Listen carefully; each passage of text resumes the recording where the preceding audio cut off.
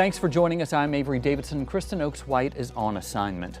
It's strawberry season in Louisiana, and many are enjoying the literal fruits of farm labor. However, labor on strawberry farms is becoming more expensive and harder to find. As TWILA's Melancon tells us, it's starting to affect the number of strawberry acres in Louisiana and the number of farmers. If you love strawberries, these must look irresistible. However good they may look, getting them out of this Louisiana field is proving difficult. Here at Liuza Farms in Independence, the cost of labor is going up while the number of available workers is going down. The adverse wage went up almost $3.50 in the last 5 years. And then naturally all our fertilizer and chemical and plastic and all that expense has increased 20–25%. In fact, the cost of labor plus inflation has caused these fields to remain empty. All of these fields would be full. We would have almost 50 acres of vegetables, and now we're down to about 3 acres of vegetables. Joey's wife, Nicole, married into the farm life. However, her perspective has shown the importance of having local farmers. What I've learned as more of a consumer and being able to educate people is the importance of why you buy local. You know, you've got less gas, diesel, because things are transported in a smaller radius. So that is a big impact there. When you buy from a local farmer, it does travel less, so we can let it ripen a little bit more before we send it out. So you get better nutrients, better tasting things, and then they're not spending time in storage. Getting labor cost at least stabilized is one of Farm Bureau's goals right now, according to Louisiana Farm Bureau Commodity Director Brian Breaux. On the adverse effect wage rate that our farmers have to pay, the major approach that we're trying to do with Representative Molinar's bill out of Michigan is to try to freeze the adverse effect wage rate at the 2023 level to try to provide some relief for our farmers. In the meantime, Joey Liuza says farmers just have to weather the storm. My grandpa grew up here, my dad grew up here, I grew up here, and my brother grew up here. So, I mean, it's what we do, it's who we are. And it's a shame to see that kind of what's going on with farming in general across the country. I know where this strawberry came from, this field right here behind me, and you met the farmer that grew it. What happens when we don't know where our food comes from? Reporting from Independence, Louisiana, I'm Neil Melancon. The Ponchatoula Strawberry Festival is April 12th, 13th, and 14th, and you'll find the Liuzas on Farmers Row. Even if you can't make it there, we'll have links to find Louisiana strawberries on our website at twilatv.org. The wildfires are no longer burning in the Texas Panhandle, but the need is still there. Nick Smith ties down the load on the back of this flatbed. The sign on the back tells you exactly what's going on. Ranchers helping ranchers from Louisiana to the Texas Panhandle. Tri-Parish Co-op and Slaughter organized this donation of supplies and protein tubs. Secured on that flatbed are about 98 of those protein tubs, 1,400 T-posts, and more than 80 rolls of barbed wire. All of that was either donated by Louisiana ranchers or bought with donated funds. Smith says this is not the first time he's made the 15-hour journey to the Texas Panhandle, but he believes it's how he can help most.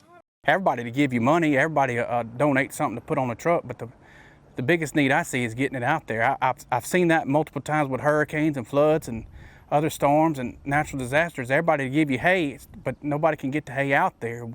We hauled hay in 17 to the Panhandle after the first fires went through there, and they had plenty of hay donated, but didn't have the trucks to go. And when you're coming back through Woodward, Oklahoma, and you see 27 hay trucks lined up in a row, and they shut the whole town down to bring them through town, it's a very moving experience. It's something that you'll never forget. While Tri-Parish Co-op is no longer taking donations, you can still donate to the Texas Farm Bureau and Oklahoma Farm Bureau Disaster Relief Funds. We'll put a link to those funds on our website and with this story on social media. Time now for this week's Farmer's Forecast. What a week it's been, with 2 days of severe weather leaving no part of the state without rain.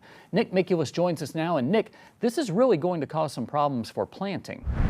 Hey, thanks, Avery. Yeah, it's going to be tough to get anything done out in the field. It looks like early in the week, but I do have some good news here as we have drier conditions coming in. Now, we hadn't been rooting for dry weather for so long, but now the drought, the abnormally dry, everything is officially gone. So we have some good news there, and then that dry start to the week. And I think that lasts through most of the week. It's very warm as well, so that's going to help with the drying process. And then the rain does return late, but I don't see anything like what we saw here over the last several days. Look at these totals here. Leesville, the highest one I could find in state at almost 11 inches, and then you can see the rest of those there. Right here in Alexandria, 5.59 inches, but then look at that down in Baton Rouge, 1.2. So some areas of the state didn't see nearly as much, and you'll be able to get out and do some work a little bit sooner. Here's an estimate. Now, I know these totals are going to be different than what you saw, but this shows the radar estimates. This shows the areas that we saw the heaviest rain. It was especially over the northern half of the state, and then south of I-10, we had some places not even see an inch of rain. Looks like near Homa and then down toward Grand Isle, things were quite dry relative to the rest of us up here in the northern half of the state. And here's your drought monitor. It's all gone, and hopefully we won't see that back here for a long, long time. Your rainfall outlook for next week through at least the middle and late part of the week, not much going on at all here. So it stays dry, maybe a few sprinkles north of I-20, but that's going to be about it here, it looks like. Now, further into the future, precipitation outlook shows that we do have some rain returning. I think, again, this is late week. This is not going to be as consequential. We're not going to see as much rainfall across the state, but it looks like it will get wet again. So if you're looking like, you need to get to the end of the week to get out there and do some planting, I know soybeans and corn slightly behind time of the 5-year average. If you're looking to wait on that, it looks like you'll be okay for several days here, but then it looks like that rain does come back into the state. So I'll be watching things closely, and we'll update anything I see and let y'all know. Back to you. Thanks, Nick. I know you were live through most of that. Well, hurricane season is still more than a month away, but a well-respected forecast is concerning for Louisiana. For the first time ever, scientists at Colorado State University are predicting 11 named hurricanes in the Atlantic. So what does that mean for the ever-receding coastline? TWILA's Josh Meeks talked to the scientists following this very closely. Every year since 1995, Colorado State University's meteorological team released a tropical forecast for the Atlantic. This year's is a doozy. The biggest numbers they've ever put in a preseason forecast. And a little added perspective on that, 23 named storms is what they're calling for. That would take us through our entire list of names and beyond. We have 21 names on our list. Baton Rouge meteorologist Dr. Steve Caparata says the potential of 11 hurricanes is a good reason to stay aware this summer. It's a big heads up because even though these forecasts don't really tell us where the storms will end up, you start throwing more darts at the board, chances are you're going to hit that target at some point, right? Right there. Dr. Paul Miller with LSU's College of the Coast and Environment says the conditions this year are similar to those in 2005 when the Atlantic saw 15 hurricanes. We're going to be transitioning from an El Nino state, which is where we currently are, into more of a La Nina pattern. And so that the La Nina pattern favors a more active hurricane season. The erosion is almost inevitable the way that Louisiana coastal systems are. Dr. John White is the Associate Dean of Research at LSU's College of Coast and Environment. Every hurricane season, no matter the forecast, means the potential for more land loss on Louisiana's coastline. For coastal farmers, that's a serious threat. We lose 55 square kilometers a year, whether or not we've had hurricanes or not. That's sort of our average loss. That's like losing the city of Lafayette every 2.5 years. That's how much land is lost.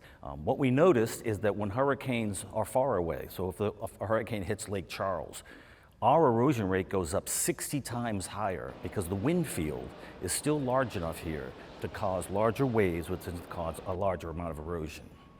When we get a direct strike, that's when we're losing entire swaths of wetland. It just tears the wetland up, dumps it in the water, and over a very short period of time, the whole thing degrades and falls apart. One of the biggest coastal barriers against storms is all that green. Healthy plants have a tight grip on the soil. While we're coming off of one of the worst droughts in state history, it's still too early to tell if that will weaken that barrier. We had that same drought level here this last year, and we're still waiting to see if the plants are going to be able to withstand it. But it does appear that the salinity is starting to drop in the soils, and so we're hopeful that that doesn't cause a large loss of plants. The work being done to reinforce the coast is never ending. That's why they're planning to build the mid-Barataria sediment diversion at a cost of over $2 billion to provide that sediment subsidy to the marshes to help them. You can also do nature-based solutions. People are building, for example, oyster shell reefs. If you can put them in front of the marshes, that will slow the wave energy down. Now, it's worth noting that CSU's forecast covers the entire Atlantic. LSU will release a more Gulf-specific forecast in May. For This Week in Louisiana Agriculture, I'm Josh Meeks. Hurricane season officially begins June 1st, but there have been years with May storms. The best advice for now is to be prepared with supplies and a game plan. For Parish Farm Bureau leaders, it's a good time to meet with your parish emergency operations director and get to know them before disaster strikes. That's one of the lessons learned by the Louisiana Farm Bureau Disaster Response Committee. Still to come on TWILA, after the torch is passed on the family farm, the next generation in Lake Providence is hoping to buck a recent trend. We'll explain in this week's How You Grow Louisiana. And later, shining a spotlight on a Louisiana ag legend. You're watching This Week in Louisiana Agriculture, the only TV show bringing Louisiana farmers and consumers together every week.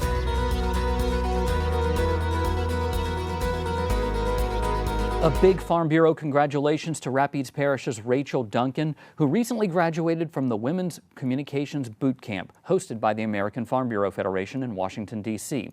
The boot camp is 4 days of sessions aimed to prepare these women for public speaking and working with the media for agricultural advocacy. This is the 20th year for this boot camp, and we are proud of Rachel and her husband Robert for the work they do in Louisiana's Farm Bureau Young Farmers and Ranchers program.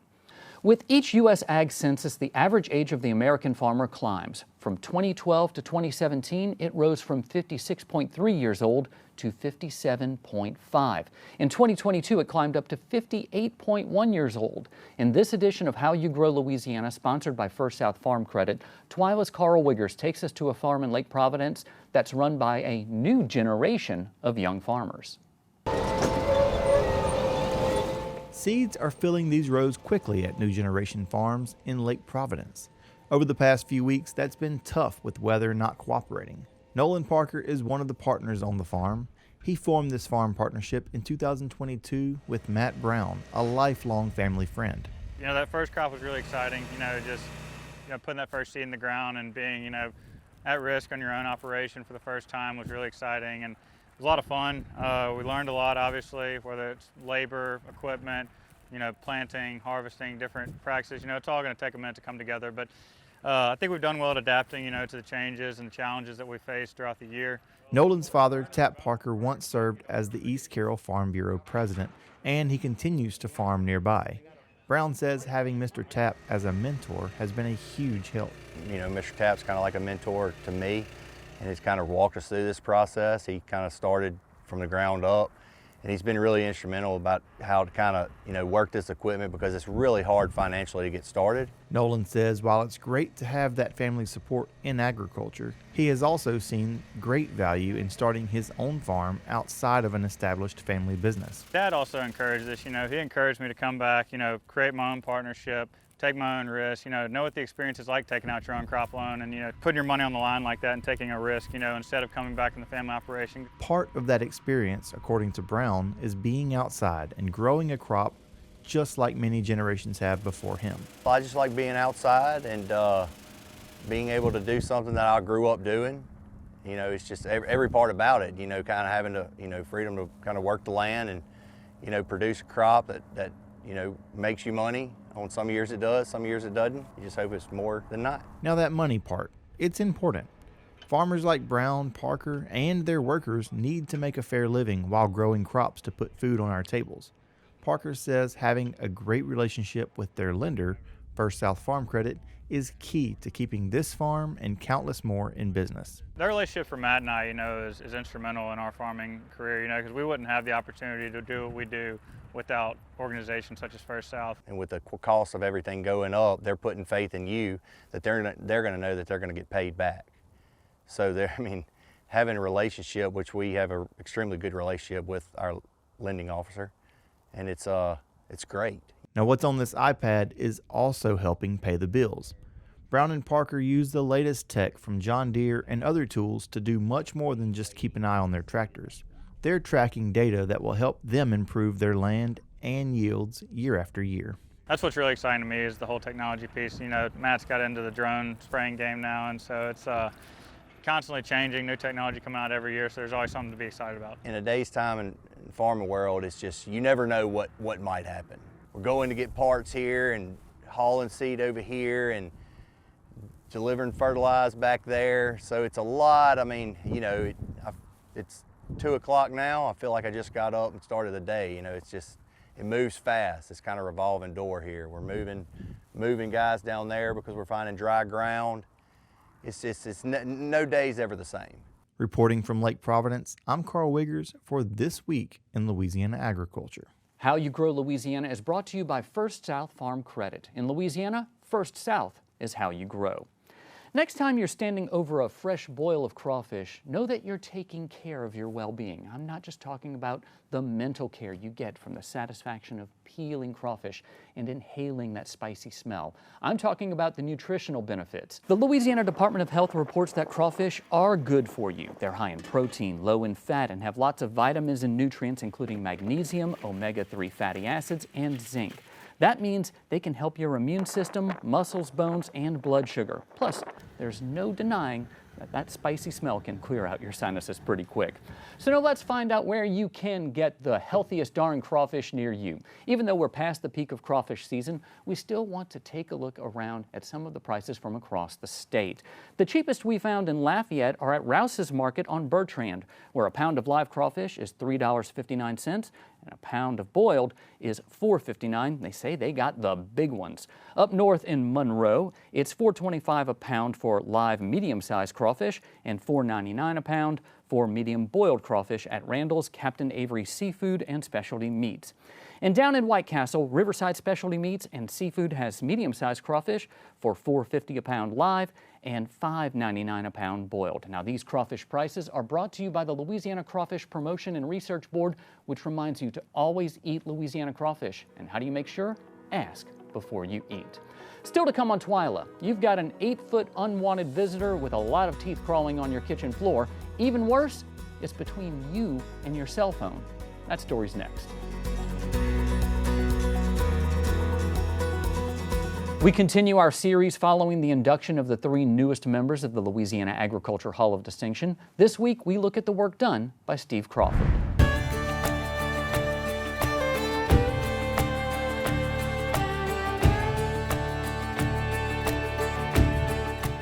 As a native of Catahoula Parish and a graduate of Sicily Island High School, Steve Crawford has been immersed in agriculture nearly his entire life. His career has led him from being a weed scientist with the LSU Ag Center to a certified crop consultant, serving numerous clients in Northeast Louisiana. Well, actually, I grew up on a farm on the bank of the Tensas River in Catahoula Parish, where I actually live now in the house that I grew up in. So I was always close to agriculture and had an interest in it. Then things progressed through education so that some opportunities came available that really led me down the path to staying in agriculture for basically a lifetime. Oh, I am doing a video with the Ag Center right now. It is. I can't get rid of them. Go ahead. One of his early career stops was at the Ag Center's Northeast Research Station. He enjoyed the science side of agriculture and the people he worked with there. The way farmers farmed was changing, and Crawford played a role in making farming more sustainable, more productive, and more profitable. The programs that we developed to convert Louisiana agriculture in the north part of the state from a conventional tillage to a stale seedbed, no tillage type approach to farming. That's the greatest accomplishment. And then crop management as far as plant growth regulators and harvest aids. This is a bitter cress.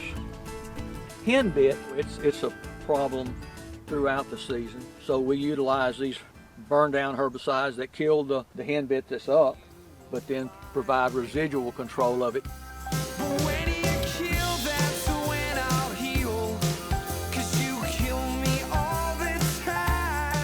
Crawford is recognized as an expert in controlling weeds. He helped develop mixture rates for selected chemicals used to rid fields of problematic weeds. Getting farmers to adopt his recommendations was one way for Crawford to help farmers stay in business. You know, I would say to add, okay, he's got 1.5 in the worst case, tell him to do another ounce. It's all about profitability. You know, one of my commitments when I wrote projects, key phrase, increase productivity and profitability. You know, one of the things I learned over the years is you can't, as a farmer, save your way to prosperity, but we work toward increasing productivity and profitability. And I thought you might go plant rice there since it was flat. It's doing good. He's still taking pictures of me working, you see, so I'm about to get rid of him nut. Thank you. Crawford will admit to having a want to be needed. That's why he is almost certain to answer the phone when it rings, regardless if he recognizes the number or not. He believes if you call him with a problem, it's his job to solve it. Well, 99 out of 100 times I'll take the call unless it says it's spam. And I guess the worst thing that ever happens is when a client calls in the middle of Jeopardy. That's one commitment that Joyce and I have, is we're going to watch Jeopardy every day. So when somebody calls in the middle of Jeopardy, that's kind of a crisis. But if it's one of my clients, I'll take it for dang sure. So my mission has always been to find a circuitous route so I can go from farm to farm without having to backtrack. But I've gotten stuck a few times. At 78, Crawford is showing no signs of slowing down. He is still challenged to create recommendations for nearly 40,000 acres of cropland and help with decisions as to what crops to grow in a changing economic climate. Okay. Real life work. Absolutely. They ran out of people to put in the olive distinction, the agriculture olive distinction, and damn it, here they came. It's nice to be recognized. It's truly wonderful to be recognized. But on the other hand, I don't know that I deserve to be recognized. That's just part of it. But it's a blessing. And, you know, we'll keep on keeping on. People talk about retirement. I don't understand retirement. Time now for this week's Twia Boost, which is a reminder that while the screen door comes in handy in the summer, know that you might want to consider a reinforced one. Check out what crawled into Mary Hollenbach's home in Venice, Florida, a sight many in Louisiana fear, a nearly 8-foot alligator right there in her kitchen. Mary says her screen door is only latched by a magnet, so the giant beast had no problem making himself at home. She said she was watching TV and assumed either a neighbor had stopped by or someone was visiting the wrong house. Well, it was a neighbor. It was a big old alligator. Even worse, when she went to call for help, she realized that that gator was between her and her phone. She was able to coax it out of the way and eventually called the sheriff's office, who helped escort her unwanted visitor right out of her house. Hope that never happens to me. Anyway, that does it for this edition of TWILA. Be sure to join us next week when we'll follow up on all this weather and how it affected farms and ranches across the state. Until then, you can watch all of these stories online at twilatv.org. Like us on Facebook, follow us on Twitter and Instagram, and you can find all of these stories and more on our YouTube channel. Be sure to subscribe, turn on those notifications so you know when we put out something new. For all of us here at TWILA, thank you for joining us. We hope to see you again right here next week.